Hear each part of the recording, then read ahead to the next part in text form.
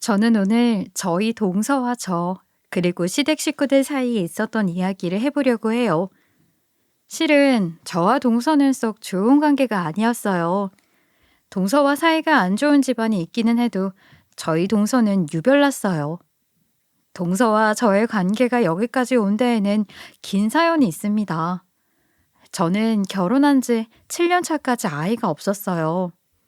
저와 남편 두 사람 다 결혼 전부터 아이를 간절히 바랐지만 임신이 되지 않았어요. 몇 년을 자연 임신을 기다렸으나 실패하고 그 후 시도해보지 않은 시술이 없지만 그럼에도 불구하고 임신이 되지 않았죠. 불임인가 했는데 의사 선생님이 불임은 아니라고 하셨어요. 저 선생님, 혹시 저와 남편 둘 중에 한 사람이 불임일까요? 검사 결과가 어떻게 나왔나요? 만약에 불임이라면 아이를 갖는 것을 포기하거나 깊이 고민해 본 후에 입양을 고려해야 하나 해서요. 불임이라면 차라리 속 시원하게 알고 싶어요. 불임은 아닙니다. 난임일 뿐이에요. 힘드시겠지만 시험관 시술 등을 받으시다 보면 임신이 될 수 있을 거예요. 확답을 못 드려 죄송하지만 그래도 불임이 아니고 임신 가능성이 있는 편인 난임입니다. 난임이라고 하니 더 노력해봐야 하는 것인데 몇 년을 노력해도 임신이 되지 않으니 사실 많이 지치는 일이었어요. 아이가 간절하니 계속 노력을 하기는 하는데 긴 시간 임신이 되지 않으니 포기해야 하나 싶은 생각도 들고는 했죠. 그런 저한테는 의사 동서가 한 명 있었어요. 그런데 의사 동서는 벌써 아이가 둘이었지요. 애들이 벌써 한 명은 초등학생, 한 명은 유치원생이었어요. 제가 결혼을 늦게 한 편이라 제가 결혼해서 시댁 식구가 되었을 때는 동서가 먼저 결혼해서 이미 아이까지 낳은 상황이었어요. 그런데 동서는 항상 저를 깎아내리고 싶어 했어요. 아니, 직업이 의사식이나 되면서도 저에게 왜 그러는지 알 수가 없었지만 제가 나이가 많고 노산이어서 임신도 못하는 이런 상황이 온 것이라면서 대놓고 저를 비웃고는 했어요. 형님, 나이 다 먹어 결혼해서 진짜 고생하시네요. 그러게 좀 일찍 결혼하셨으면 임신도 좀 더 쉬웠을 텐데. 애써봤자 잘 안 될 텐데 힘들어서 어떡해요? 젊을 때는 결혼할 능력이 없어서 못하셨나? 참 안타깝네요. 동서는 틈만 나면 저를 늙어서 임신도 못하는 사람, 능력이 부족해 결혼이 늦은 사람 등 문제가 있다는 듯이 깎아내렸어요. 전 불편했지만 그래도 동서를 타이르고는 했죠. 저 동서, 난임이라는 것은 나이와 관계가 없이 생기기도 해. 젊든 나이가 많든 난임이 올 수 있는 거야. 그리고 내가 난임이어서 이렇게 힘든데 꼭 그런 말 하지 않아도 되잖아. 어머, 형님도 참. 그냥 인정하면 될 걸. 임신이 잘 안 되는 건 나이 때문이라는 게 명백한데. 왜 그렇게 회피하듯이 말을 해요?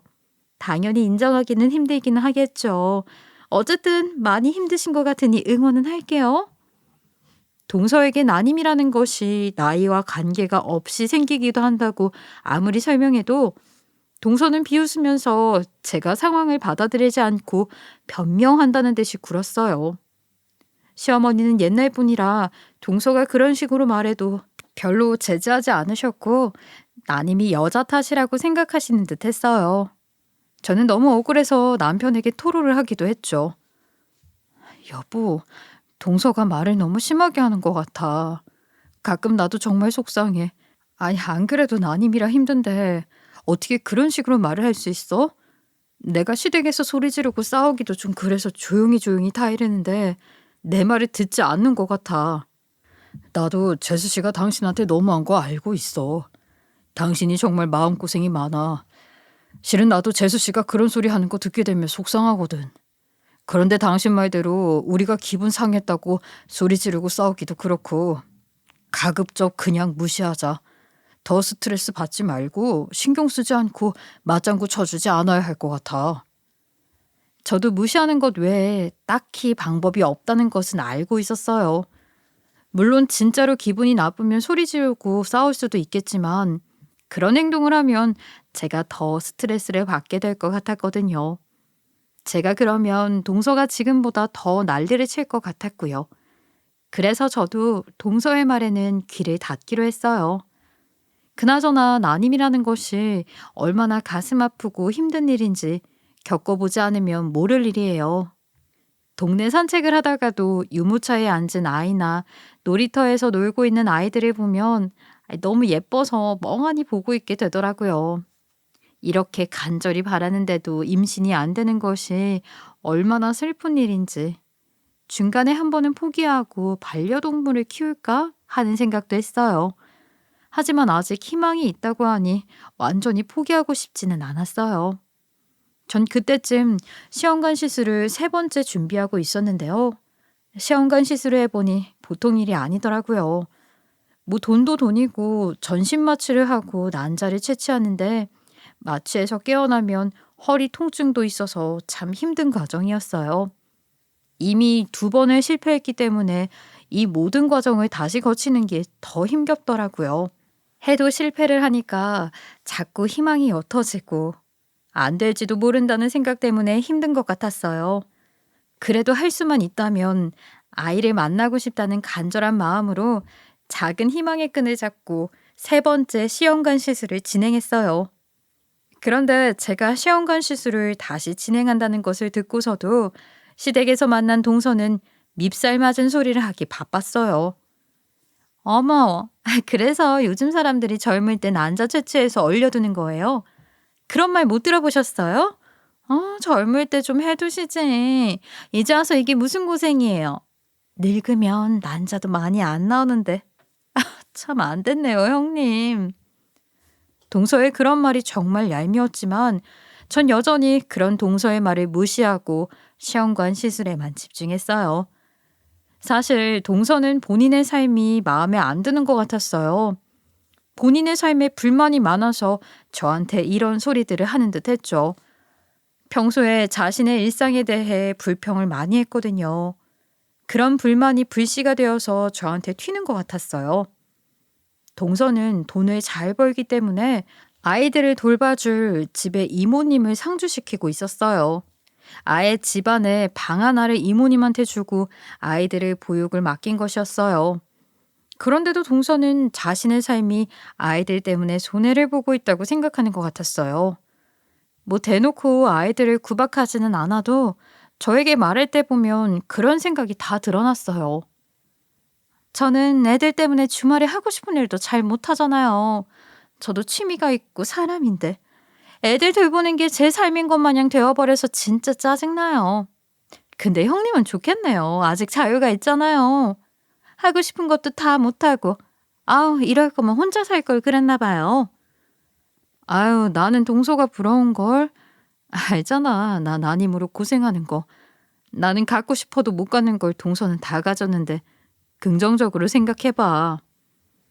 난임인 사람한테 좋겠다고 말하는 것부터가 참 눈치가 없고 자기 말만 하는구나 싶었지만 쓸데없는 충돌을 피하려고 그냥 웃고 말았어요.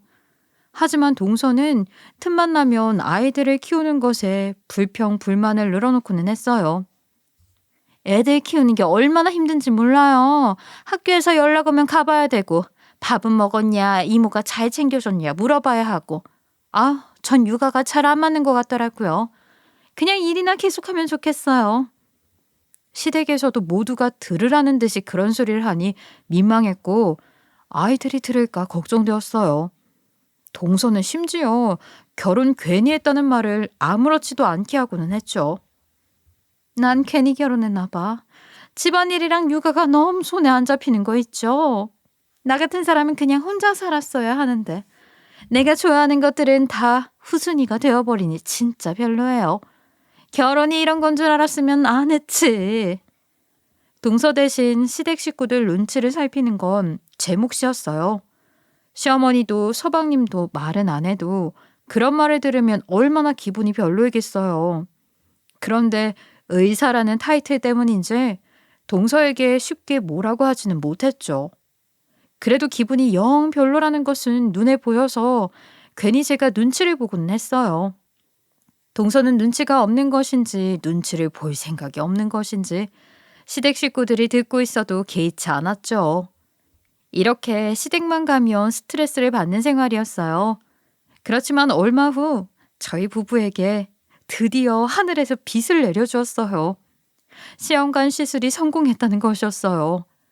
저는 정말 기뻐서 병원에서 남편과 얼싸안고 눈물을 흘렸어요. 몇 년 동안 가장 기쁘고 행복한 순간이었죠.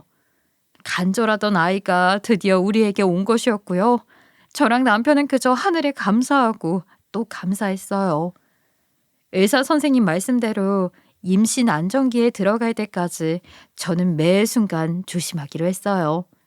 먹는 것, 걷는 것조차 조심스러워서 아이가 완전히 뱃속에 안정이 될 때까지 침대 위에만 누워있기만 하기로 했어요. 혹시나 모를 일로 안정기에 완전히 들어가지 못해 무슨 일이라도 일어난다면 정말 피눈물이 흐를 것 같았거든요. 남편도 저를 도자기 다루듯 조심하면서 애지중지해줬어요. 그런 남편에게 고마워서라도 저도 최대한 몸을 조심했어요. 시어머니도 이런 우리를 위해 기뻐해 주셨고요. 옛날 분이었지만 우리가 얼마나 절실한지 봐왔기 때문에 시댁에 가면 저에게 일하지 말고 가만히 있으라고 하셨어요. 아유, 어떻게 찾아온 아이인데 당연히 지켜야지. 첫째 너는 한동안 가만히 앉아서 아무것도 하지 마라. 혹시 피곤하면 그냥 누워 있어. 임신 초기 몇 개월은 조심조심해야 해. 너는 난임이었으니까 혹시 모르니 더더욱 그래야 하고. 이렇게까지 조심하는 건 좀 유별나다는 소리를 들을까 싶었지만 그런 소리를 들을 정도로 조심하고 싶었어요. 7년 만에 찾아온 아이인데 어떤 위험 요소도 일으키고 싶지 않았죠. 다행히 시댁 식구들이 모두 이해해 주셔서 임신 초기를 안전하게 지나가고 있었어요.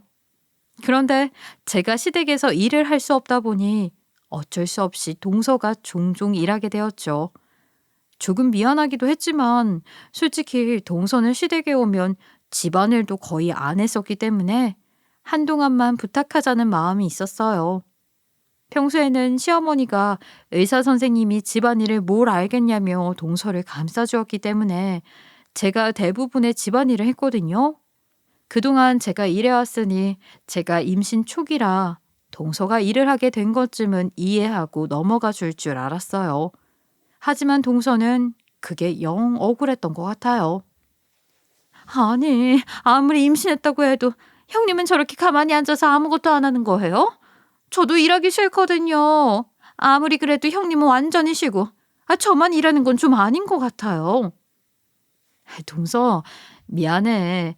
어렵게 얻은 아이다 보니까 어떻게든 지키고 싶어서 그래.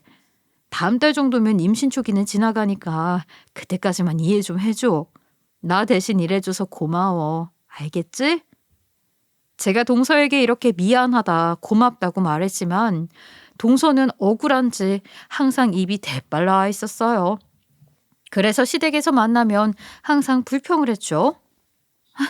나는 일도 하고 애도 둘이나 봐야 하는데 시댁에 와서까지 일을 해야겠어요? 형님도 손발 다 있잖아요. 일 좀 같이 하면 어때서요?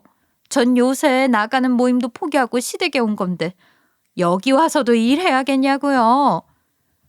미안해 동서. 그러면 내가 시어머니한테 말씀드릴 테니까 오늘은 음식 배달시켜서 먹자. 저는 동서를 그렇게 달래서 음식을 시켜서 먹었어요. 제 것은 미역국같이 임산부용 음식을 따로 시키고 시댁 식구들이 먹을 음식은 다른 것으로 시켰죠. 이렇게 되다 보니 제가 임신 초기였을 때는 시댁에 가면 대부분의 음식을 시켜 먹었던 것 같아요. 동서가 더 기분 나빠하지 않도록 저희 부부가 배달 음식값도 부담했고요. 그런데도 동서는 제가 가만히 있는 게 보기가 싫은 것인지 아니면 시댁 식구들 모두가 나를 보살피는 것이 질투가 나는 것인지 자꾸 나에게 일을 넘기려고 했어요. 결국 제가 한두 번은 일어나서 설거지 같은 일을 했는데 제가 집안일을 하고 있으면 남편이 와서 본인이 하겠다고 하며 저에게 가만히 있으라고 했어요.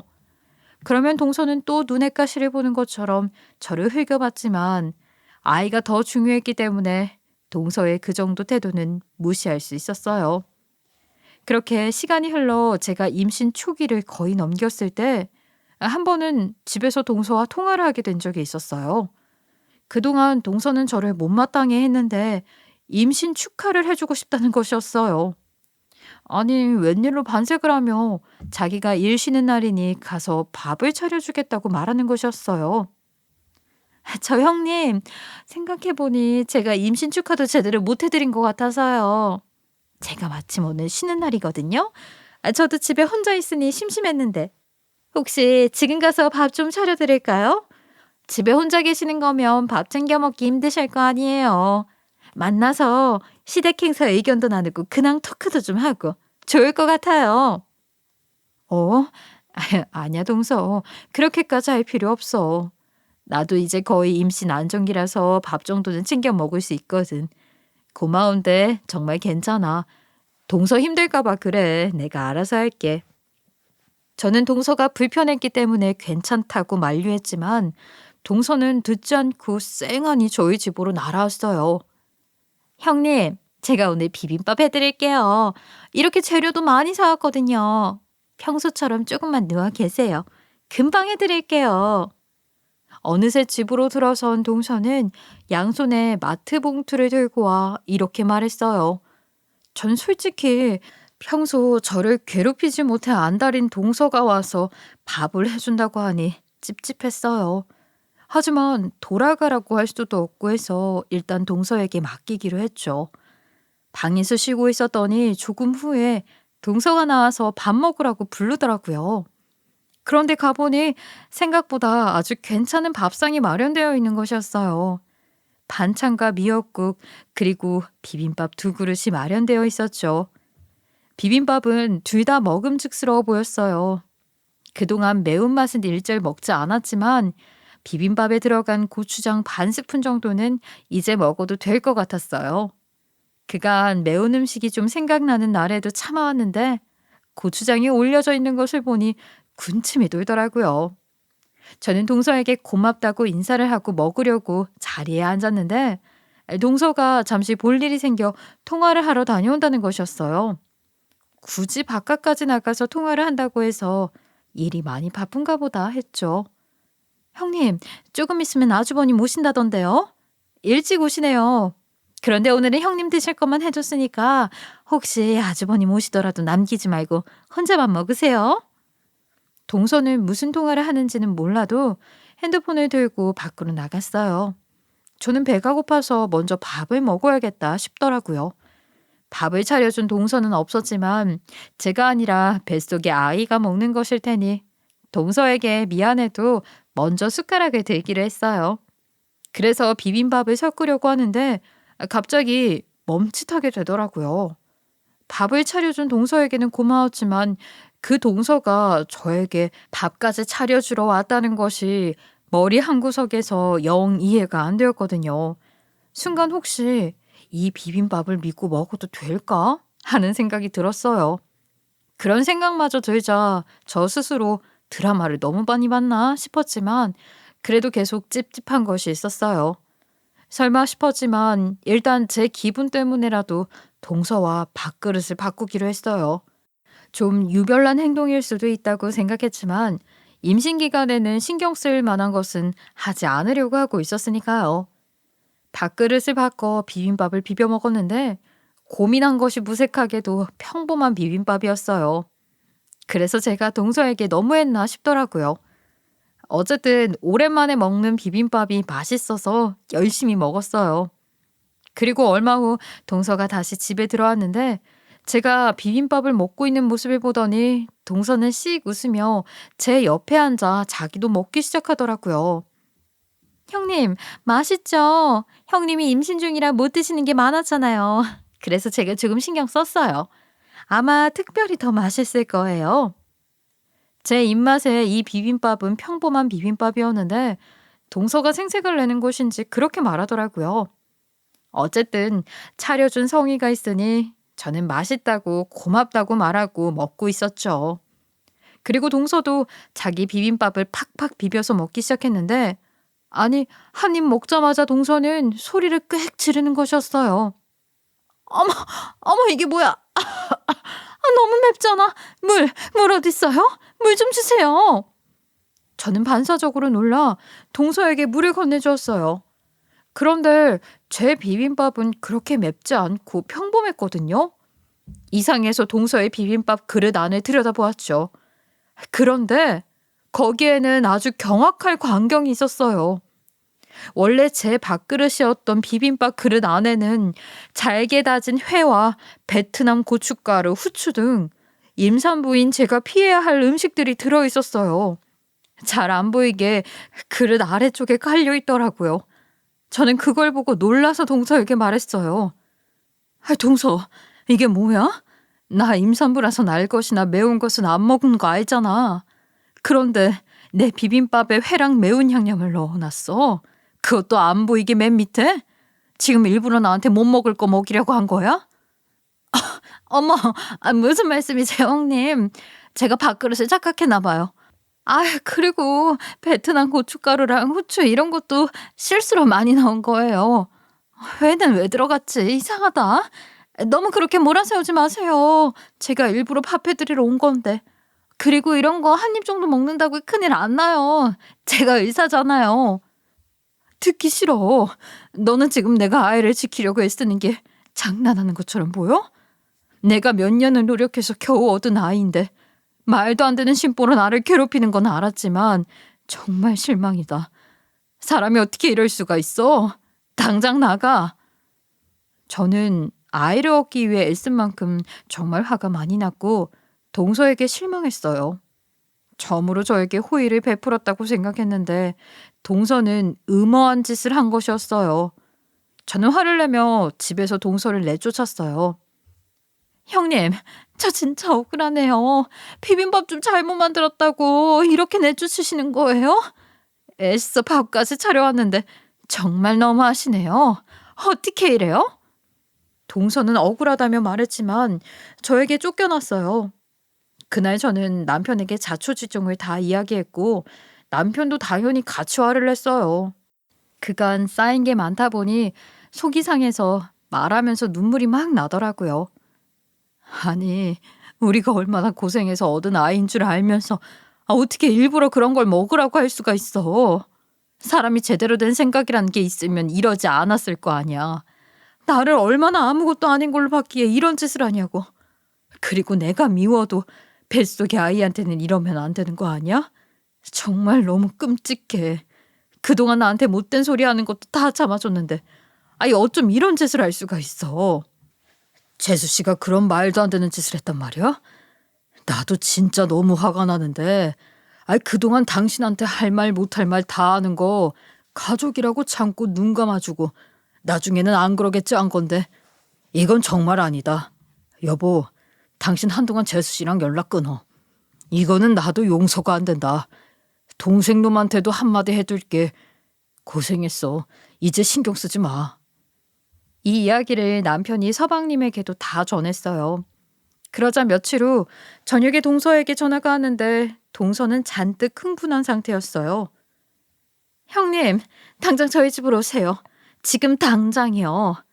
아니, 아주버님이 저희 남편한테 완전히 말도 안 되는 소리를 했던데요. 누구 말이 맞는지 당장 와서 따져보자고요. 저는 동서의 말에 따라 남편과 함께 동서네 집으로 가기로 했어요. 동서랑 싸우는 건 스트레스 받는 일이었지만 동서가 저에게 이런 짓까지 한 이상 끝장을 보고 연을 끊어야겠다는 생각이 들었거든요. 그 이상 동서를 상대하고 싶지 않았어요. 동서네 집에 도착했더니 서방님이 곤란한 표정으로 앉아있고 그 옆에서 동서가 씩씩대고 있었어요. 형님, 말해봐요. 제가 언제 형님 밥그릇에 회랑 고춧가루랑 넣었다는 거예요? 그거 결국 제가 먹었잖아요. 아니, 사람을 모함해도 정도가 있지. 어떻게 그런 소리를 해서 제가 남편한테 한 소리 듣게 만드냐고요.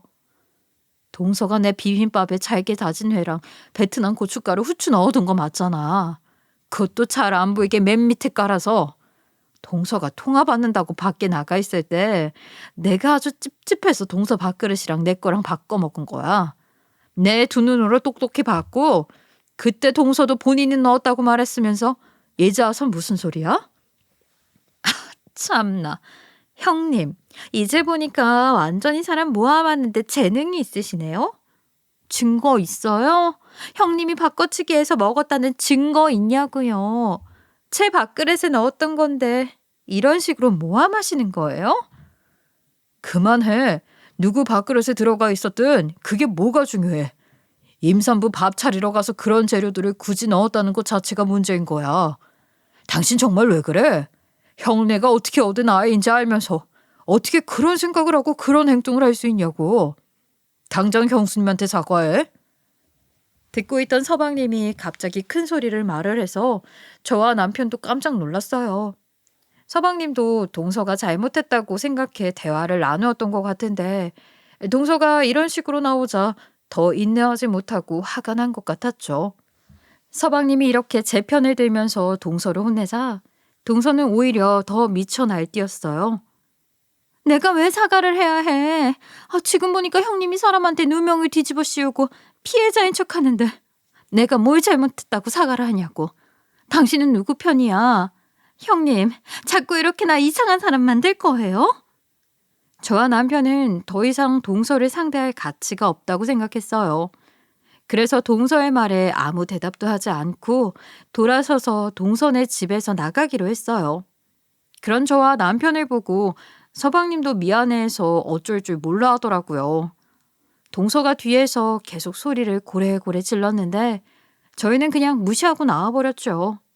결국 시댁 식구들까지 동서가 한 짓을 다 알게 되었어요. 시어머니도 동서가 한 짓을 듣고 질려버렸는지 동서에게 연락도 잘 하지 않으셨어요. 동서는 시댁 식구들 전부에게 팽당하게 되었죠. 이 모든 기간 동안 동서 쪽에서 일방적으로 저를 미워했고 저를 못마땅해 하다못해 임신한 사람에게 말도 안 되는 음식을 먹이려는 시도까지 간 것이었어요. 다시 생각해도 동서는 정말 끔찍한 사람이었죠.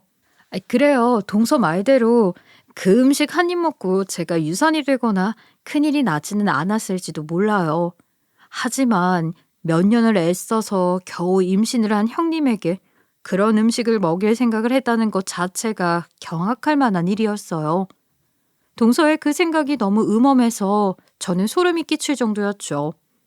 그 후 동서와 연을 끊고 나자 전 오히려 신경 쓸 것이 없어서 좋았어요. 시댁에도 필요할 때만 가고 시어머니에게 대략적으로 말씀을 드려 동서와 겹치지 않는 날에만 갔어요. 어차피 시댁에서 동서를 자주 부르지도 않았지만요. 그렇게 시간이 흘러갔고 무사히 아이가 태어났어요. 그렇게 바랐던 우리의 아이였죠. 아이를 처음 안던 순간 기뻐서 눈물이 펑펑 흘렀어요. 시어머니도 아이와 저희를 얼싸안고 기뻐해 주셨어요. 드디어 아기 천사가 우리 집에 와주어서 저희 가족은 행복한 생활을 보내고 있었죠. 그런데 오랜만에 서방님한테 연락이 왔고 저희는 놀라운 소식을 들었어요. 서방님이 동서와 이혼을 했다는 것이었어요.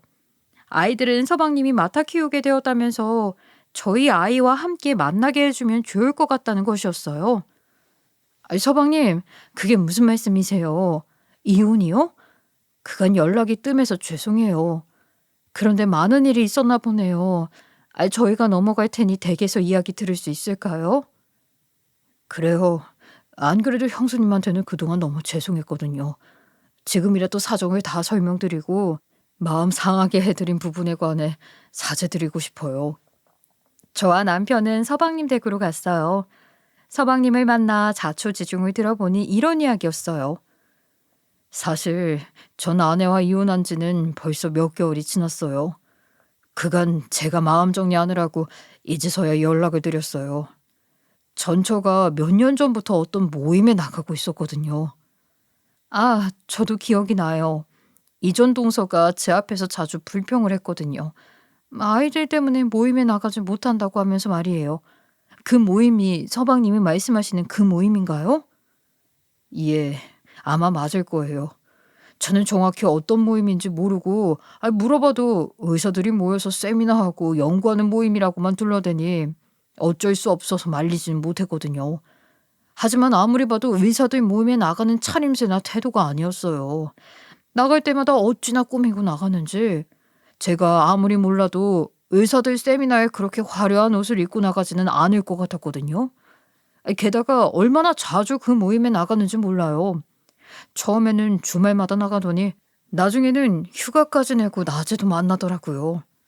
어머, 그랬군요. 그거 아무리 봐도 의심할 만한 것 같은데 소갈이 많이 하셨겠어요. 제가 하도 찝찝해서 종종 주말에 시댁에 가자고 하면 그렇게 불평불만을 늘어놓는 것이었어요. 저한테만 그러는 게 아니라 시댁에 가서도 그러고 형수님한테도 그러니 사실 그동안 제가 면목이 참 없었어요. 그래도 아내였으니 대놓고 면박을 주지도 못하고 그리고 안 그래도 육아에 관심이 없는 사람이었는데 모임에 나간 후로 더 아이들에게 관심이 없어졌더라고요. 엘사라서 바쁘니 상주 이모님까지 고용한 건데 집에 들어오면 아이들에게 인사 한 번 할 생각도 안 하고 쌩하니 방으로 들어가서 통화하면서 수다 떨기 바빴고요. 제가 한두 번 그런 태도에 대해서 대화를 시도했는데 전혀 듣지를 않더라고요. 결국 의심이 커져서 서방님이 하루는 동서를 몰래 미행했다고 하더라고요. 동서의 뒤를 밟아 따라가다 보니 동서가 도착한 곳은 웬 허름한 벽돌 건물이었다고 했어요. 따라 들어가 보니 오래된 사무실이 있었는데 동서가 거기에 들어가더라는 것이었죠. 들키지 않게 몰래 문 밖에서 안을 들여다보니 여러 명이 둥글게 둘러앉아서 수다를 한참 떠는데 이상한 말들을 하더라는 것이었어요. 자자, 다들 노트 가지고 왔죠? 우리를 못 살게 꾸는 못된 적, 우리의 공공의 적, 이 노트에 적힌 사람 말이에요. 다들 아시겠지만 저는 우리 형님이에요. 나는 육아하느라 이렇게 힘들게 사는데 임신하고 싶다고 임신했다고 얼마나 유세인지. 정말 못 봐주겠다니까요. 이번 주에는 어떻게 하면 법적으로 걸리지 않는 정도로 골탕 먹일 수 있을지 생각해 오기로 했잖아요. 다들 공유 좀 해봐요. 맞아요. 나는 우리 아주버님이에요. 시어머니랑 본인 아내한테는 비싼 선물 사주면서 맨날 나한테는 좀 부족한 걸 준다니까요. 분명히 내 선물을 제일 싼 걸로 골라서 올걸요? 돈도 많으면서 왜 그렇게 쫌생이인지. 돈 많으면 나한테 좀 줘도 되잖아요. 진짜 마음에 안 들어. 이번에 시댁에서 만나면 외식하러 가서 남들이 안 볼 때 신발을 버려보려고요. 저는 제 친동생이요. 저보다 항상 공부를 잘해서 부모님한테 예쁨 받아왔으면서 제가 조금만 볼멘 소리 하면 그런 말 하지 말라고 하거든요.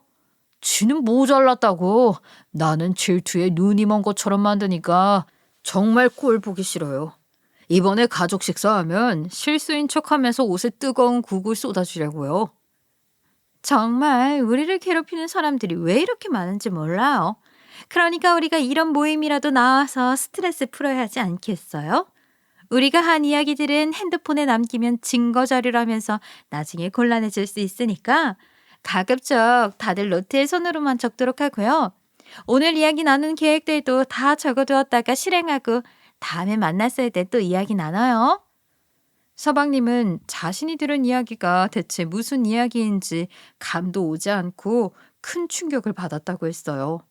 그래서 문 앞에 붙어있는 모임의 이름을 외워서 급히 건물을 벗어났다고 했어요. 이 모임을 어디서 찾아야 할지 몰라 서방님은 인터넷에 검색을 하고 핸드폰에 대화방 검색도 해보다가 해당 모임을 찾게 되었다고 했죠. 비밀 대화방이고 허가가 있어야 들어갈 수 있었는데 서방님은 인터넷 카페를 통해 허가를 받아 익명으로 대화방에 입장했다고 했어요. 그런데 그곳은 정말 말도 안 되는 곳이었어요. 카페에도 설명이 적혀 있었지만 영 이상하다고 했죠. 억울한 피해자들의 모임이라는 설명이 붙어 있었는데 대화방에 입장하자 자신이 타깃으로 삼을 사람을 정해서 올리는 것이 가입 인사라고 했어요.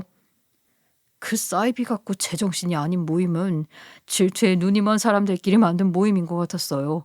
인터넷에서 모집을 해서 모임을 결성하는데 서로 질투 대상을 정해 같이 의견을 내면서 그 사람을 어떻게 골탕 먹일까, 어떻게 하면 망하게 만들까 의논하고 계획을 세우더라고요. 그리고 실행을 하고 후기를 공유하고요. 인터넷으로 이야기하면 서로 증거로 잡을 수도 있다고 노트에 적어야 한다는 규칙도 있더라고요. 너무 이상한 모임이어서 그걸 보고 있는데 충격으로 정신이 나갈 것 같았어요. 서방님은 그 모임의 실체를 알게 된 뒤 동서가 없을 때 집에서 몇 날 며칠을 노트를 찾아 헤맸다고 했어요. 그런데 결국 집에는 없는 것 같아서 아이들을 데리고 동서를 만나러 병원으로 갔다고 했죠. 동서가 귀찮아했지만 결국 쉬는 시간에 아이들과 카페에 갔는데 그때 서방님은 화장실에 간다고 둘러대고 동서의 병원 책상에 가서 노트를 찾아냈다고 했어요. 급하게 거기 적혀 있는 내용들을 핸드폰으로 촬영했는데 그 노트 첫 장에는 제 이름이 빨갛게 적혀 있었고 괴롭힐 방법들이 잔뜩 적혀 있었다고 했어요. 촬영을 해서 집에 와서 살펴보니 임신한 저에게 이상한 음식을 먹인 것은 시작에 불과했고 나중에는 일부러 냄비를 태워 연기를 낸다거나 물에 빠뜨리는 등 위험한 계획들이 적혀 있었다고 했어요. 완전히 비정상적인 또라이 집단이더라고요. 그걸 보고 있는데 너무 소름 끼치고 충격을 받아서 손이 덜덜 떨렸어요. 전처는 의사의 똑똑한 사람인데도 그런 말도 안 되는 모임에 들어가 그런 짓을 하고 있다는 것을 믿을 수가 없었어요. 형수님이 본인한테 피해를 주고 있다고 믿다 못해 실제로 해하려고 한 거잖아요. 얼마나 끔찍하고 무서운 사람들인지 몰라요. 복수를 하기 위해 다양한 방법과 수단을 가리지 않으려고 하더라고요. 애초에 복수를 한다는 생각부터가 이상한 건데 그때 조금이라도 지체되었다면 형수님이 큰 위험에 빠질 뻔했어요. 알아내서 천만 다행이었어요. 서방님은 괴로웠지만 그 여자와 이혼을 하기로 마음먹었다고 했어요. 사실 서방님이 이렇게 마음을 먹는 데에는 더 많은 이유가 있었어요. 서방님은 그 여자의 뒤를 깨다가 그 여자가 그 모임에서 여러 명과 바람을 피고 시간이 나면 여럿이 몰려 놀러 다녔다는 것을 알았다고 했어요. 설마 했는데 아니다 다를까 그 모임에서 만난 남자들과 버젓이 바람까지 피고 다녔더라고요. 집에서는 일이 힘들다고 하면서 아이들에게 관심도 하나 없었는데 밖에서는 그러고 돌아다니니 집이 눈에 들어갔겠어요? 어찌나 분하던지 눈물이 다 나더라고요. 그래서 바람핀 정황들도 열심히 증거를 수집했어요. 심지어 서방님에게 지방에 세미나하러 간다고 하고 몰래 2박으로 해외여행까지 나갔다고 했어요. 서방님이 그 노트의 존재를 모르는 줄 알다 보니 그런 사실들이 노트에 다 적혀 있었는데 그 여자는 모임 사람들과 놀러 다니면서 각자의 질투 대상에게 하는 복수를 주제로 삼아 시시덕거렸다고 했어요. 서방님은 증거를 모두 모은 후 그 여자를 붙잡아두고 증거를 제시하며 말했다고 했어요. 내가 이미 모두 알고 있어. 당신이 말도 안 되는 범죄 작당 모임에 빠져서 정신 못 차리고 돌아다니고 있다는 거. 봐, 여기 당신이 한 짓에 대한 증거야. 게다가 거기에서 남자 여럿이랑 놀아놨더라. 내가 얼마나 웃었어. 그동안 재밌었어? 그래. 그래서 뭐? 어쩔 건데? 당신이 뭐 할 수 있는 거라도 있어? 내가 집에서 스트레스 받아서 어쩔 수 없이 그런 건데 뭐가 잘났다고 나한테 훈계야 훈계는? 이렇게까지 되었는데도 정신을 못 차리는 거야? 당신 그 모임에 완전히 빠져서 사리 판단이 안 되는구나. 난 이제 이 증거들로 당신들 범죄 모의죄로 경찰에 고발할 거고 이혼 소송을 진행할 거야. 이 증거들이 있으면 당신은 처벌을 받게 되고 이혼 소송도 내가 이기게 된다고. 서방님이 이렇게 말하자 그제서야 동서는 조금 당황하더라는 것이었어요. 그런데도 그날은 뻗에다가 다음 날이 되어서야 정신이 조금 들었는지 뒤늦게 서방님에게 용서를 빌더라는 것이었어요. 여보, 내가 생각해봤는데 내가 잘못한 것 같아. 미안한데 조금만 배려해줄 수 있을까? 내가 사는 게 힘들어서 그랬어, 사는 게. 일하고 애들 키우다 보면 탈출구가 필요하잖아. 그래서 그랬던 거야. 그러니까 너무 그렇게 화내지 말고 신고하고 이혼하는 건 좀 생각해보자. 당신 그게 진심으로 하는 말이야? 정신 좀 차려. 이런 상황이 되었으면 석고대죄를 해도 모자랄 판인데 지금 뭐? 사는 게 힘들어서 배려를 해달라고? 당신이 일한 건 인정해. 그런데 당신이 집에 와서 대체 뭘 했어? 집에 오면 휘황찬란하게 꾸미고 나가서 남자들이랑 바람피고 이상한 모임에서 형수님을 대상으로 범죄 모의하느라 바빴잖아. 나는 평생을 당신한테 배려를 해줬어. 그런데 이런 식으로 갚을 줄은 몰랐지. 그리고 형수님한테 그런 짓을 하다니 그건 진짜 미친 짓이야. 정신 나간 짓. 당신이 이런데 내가 계속 당신을 참으면서 살아야 할 이유가 있어? 형수님은 어떻고? 정신 차려. 당신 이제 끝났어. 그동안 내가 수없이 기회를 줘왔던 건데 이제 나는 더 이상 당신에게 기회를 주지 않을 거야. 서방님은 동서를 도와주지 않고 이혼을 하기로 했다고 했어요. 그동안도 어차피 동서가 집에 와서 잠만 잤지 아이들을 챙기거나 다른 일을 하지도 않았기 때문에 이혼을 한다고 힘들 일도 없었다는 것이었죠. 이혼 소송에서는 서방님이 승소해서 재산도 크게 분할을 받고 그 여자가 아이들 양육비를 매달 보내는 것으로 되었다고 했어요. 그 여자는 끝까지 발악을 했지만 서방님은 아이들을 보호하며 그 여자를 완전히 차단했다고 했죠. 야, 너 내가 가만 안 둘 줄 알아. 내가 왜 이렇게 당해야 하는데? 내가 너랑 애들 위해서 얼마나 희생했는데 네가 나한테 이런 짓을 해? 복수할 줄 알아. 알겠어. 어디 해보시든가. 왜? 그 노트에 이제 내 이름 적어놓고 범죄 계획 세우려고? 그래봤자 당신을 신고할 것만 늘어나는 거야. 어디 한번 해보지 그래? 그리고 이 모든 건 당신이 자초한 거잖아. 내 탓을 하는 것 자체가 제정신이 아닌 거야.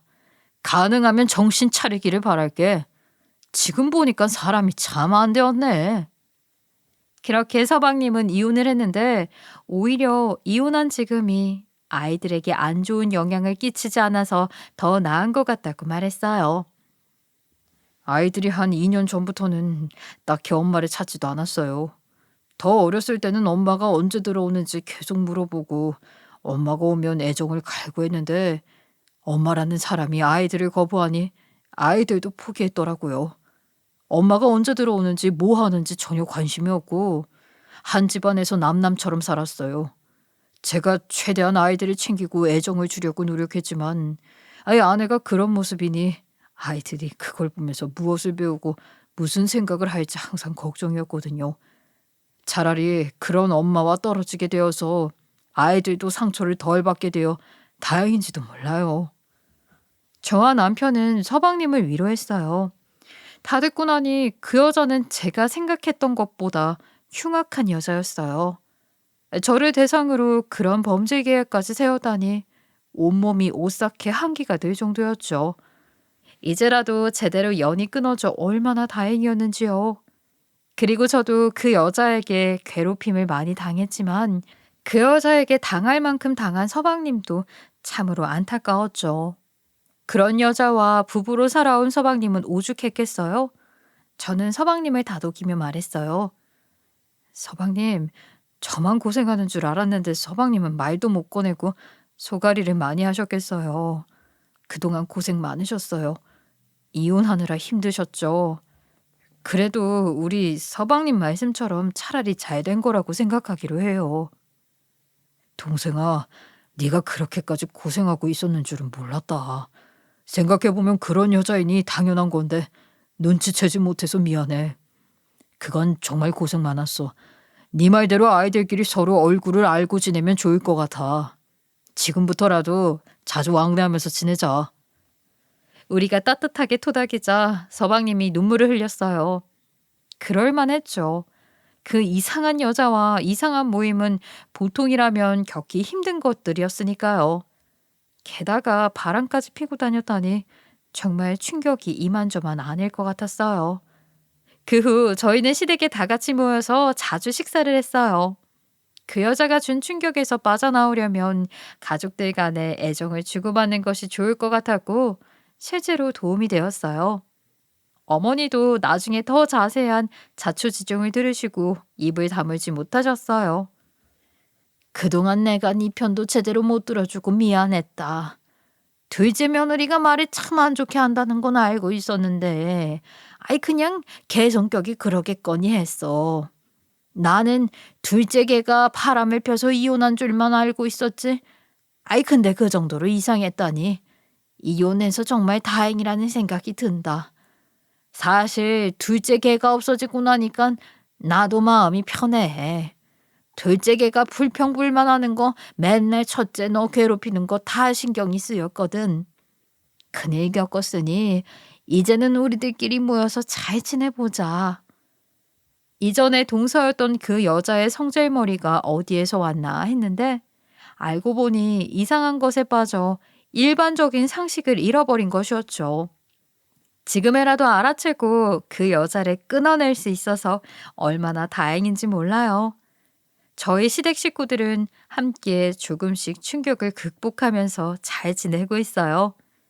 우리 부부는 귀한 아이를 얻었으니 그 사실에 감사하면서 이제 시댁 식구들과 함께 잘 살아가려고 해요. 오늘 제 사연 들어주셔서 감사하고요. 혹여라도 이런 이상한 사람들을 만나게 된다면 하루빨리 눈치채시고 손절하시길 바랄게요. 그게 지인이든 친구든 저처럼 가족이든 말이에요. 푹푹 찌는 무더위에 지치지 마시고 건강 잘 챙기시길 바라겠습니다.